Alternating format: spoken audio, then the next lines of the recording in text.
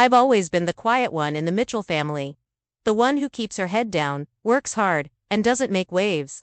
My sister Jessica, on the other hand, has always been the star Harvard Law, perfect marriage, house in Queen Anne with a view of the Space Needle.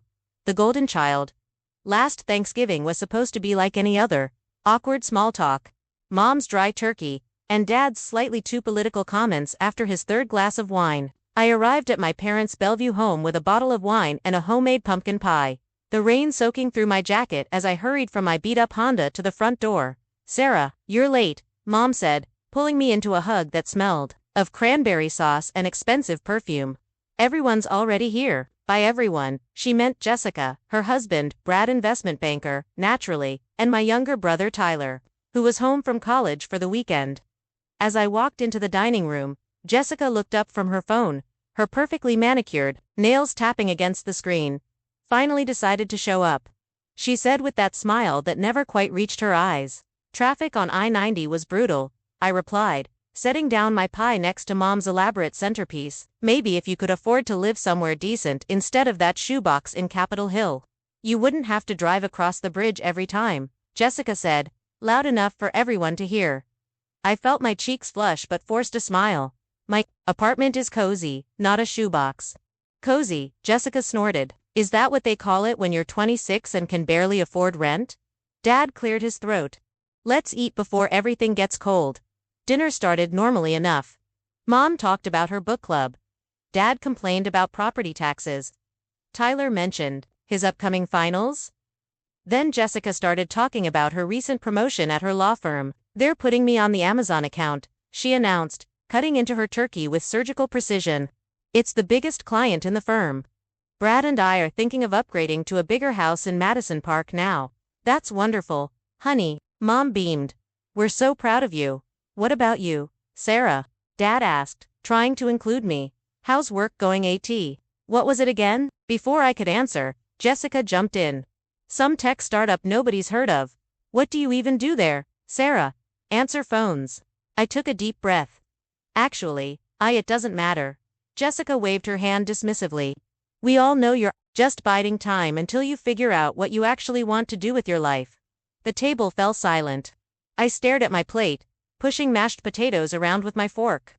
"You know, Sarah," Jessica continued, wine glass in hand, "I'm worried about you. At your age, I was already 2 years into my career at the firm.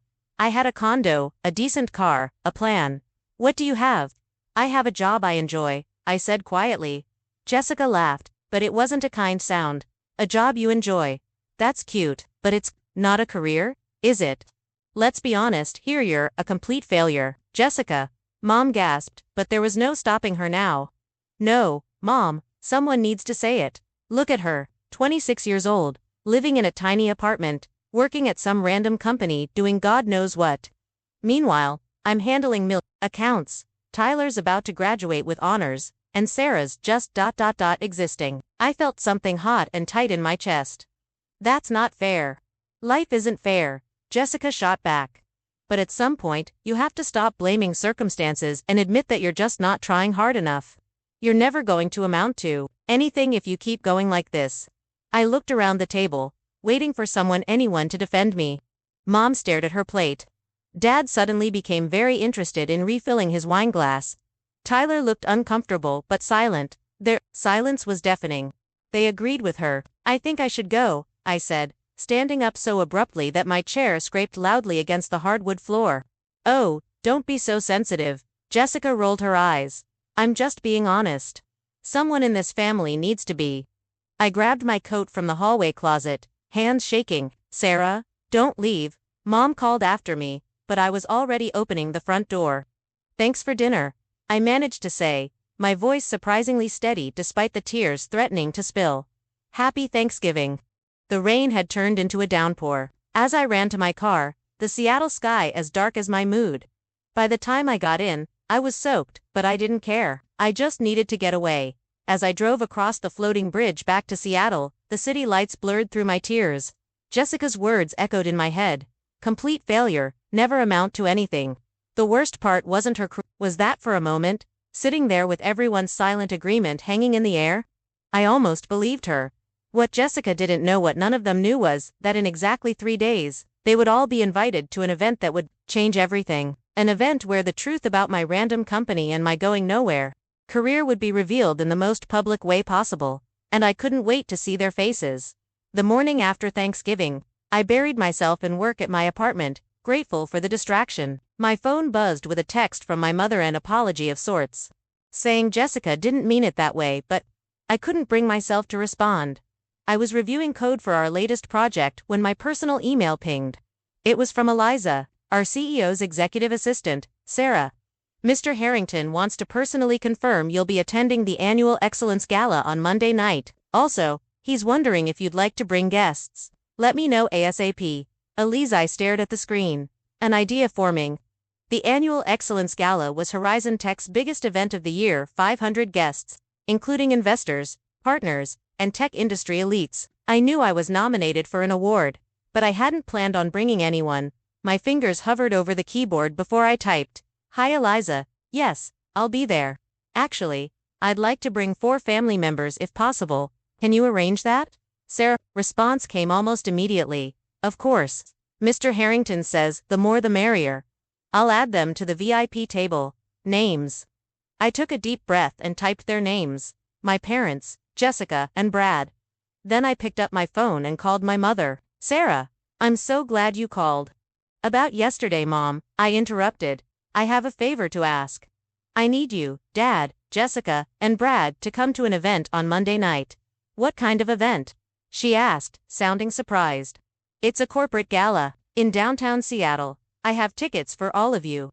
"Oh honey, I don't know if Jessica, it's important," I said firmly. "Tell her it's for the biggest tech company in Seattle. She want to network." After some hesitation, she agreed. "I'll make sure we're all there." I hung up, heart racing.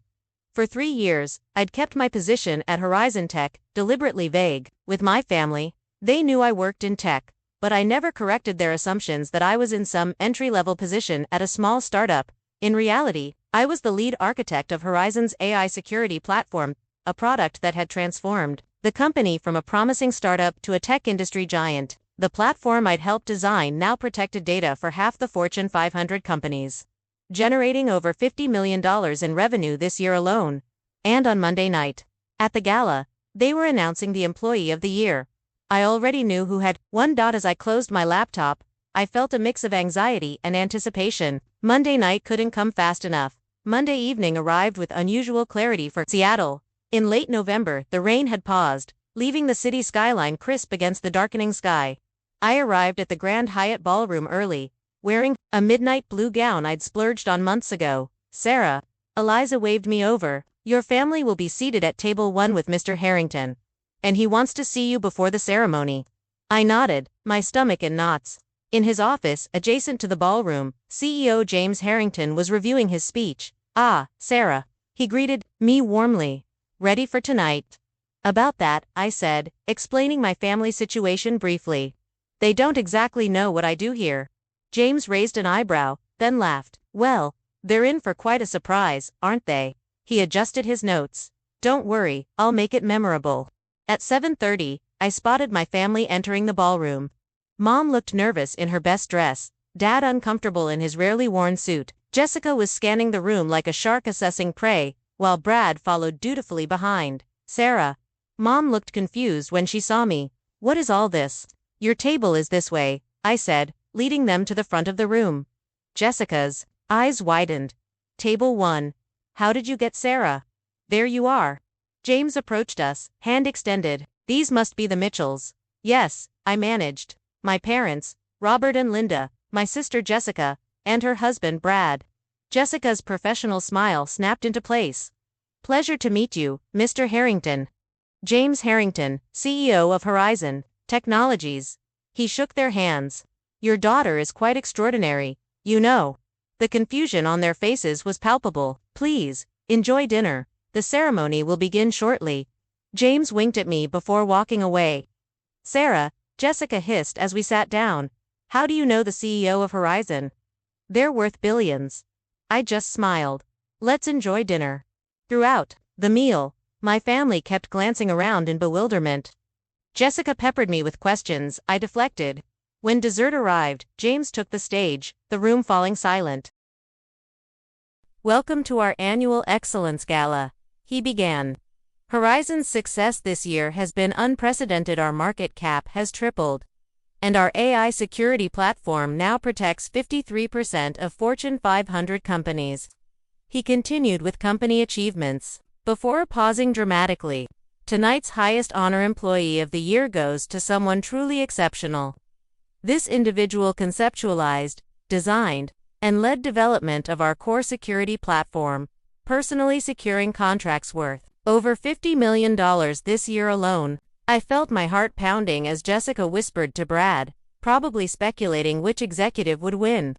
"This person embodies everything Horizon stands for: brilliance, innovation, and humility. Ladies and gentlemen, please join me in congratulating Sarah Mitchell." The spotlight found me as applause erupted. My parents' jaws dropped. Brad froze mid-bite, and Jessica turned white as paper. I rose shakily and made my way to the stage. Accepting the Crystal Award from James, Sarah joined us 3 years ago and revolutionized our approach to AI security. James continued. "Her platform is now our flagship product, and her team has grown from 2 people to 50. Oh, and she recently declined acquisition offers from 3 major competitors who wanted her expertise." He turned to me with a smile.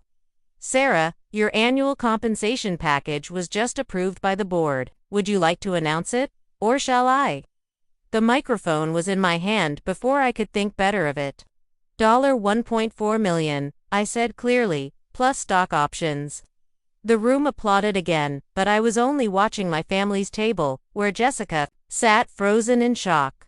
The rest of the evening passed in a blur of congratulations and handshakes. Industry leaders I'd admired for years approached to discuss potential collaborations. Investors wanted to meet for coffee. Through it all, I kept glancing at my family's table, where they sat in various states of shock. As the gala wound down, I finally made my way back to them. Mom immediately pulled me into a tight hug, tears streaming down her face. "Sarah, I had no idea," she whispered. "Why didn't you tell us?" Dad stood awkwardly, pride and confusion battling on his face. "Lead architect, all this time." I shrugged. "I tried to tell you. No one ever asked for details." Brad was the first to recover, extending his hand with newfound respect. "Congratulations, Sarah. That's incredible." Jessica hadn't moved, still staring at me as if seeing a stranger. When our eyes met, she quickly looked away. "We should go," she said abruptly, standing up. "It's getting late." Actually, James appeared beside us. "We're having a small after-party for the executive team. Sarah, you'll join us?" I nodded. "I'll meet you there." As James walked away, Jessica finally spoke directly to me, her voice barely audible. "I don't understand. You never said anything. Would you have believed me?" I asked quietly. The silence that followed was answer enough. "I should go," I said. "My team is waiting." Mom squeezed my hand. "We're so proud of you, honey, so proud." As they gathered their things to leave, Jessica suddenly turned back. "Sarah, wait. About Thanksgiving, .. It's okay," I interrupted, surprising myself. The vindication I'd imagined feeling had been replaced by something unexpected, a sense of peace. "You didn't know?" "No," she insisted, her carefully constructed facade cracking. "It wouldn't have been okay, even if this wasn't true. I was cruel, and I was wrong."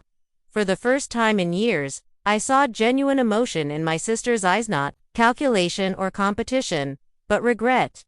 "Maybe we could have lunch sometime," I offered. "I could show you what I actually do."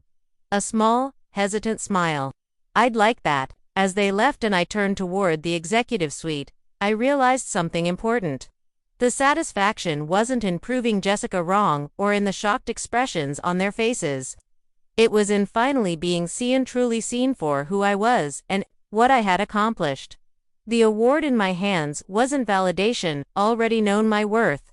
But now, perhaps for the first time, my family did too, and as I joined my colleagues, the people who had recognized my potential from the beginning, I felt lighter somehow. Success wasn't about silencing critics or winning family approval. It was about building something meaningful and surrounding yourself with people who valued your contributions. Jessica had been wrong about one thing for certain. I wasn't a failure. I never had been. I was just getting started.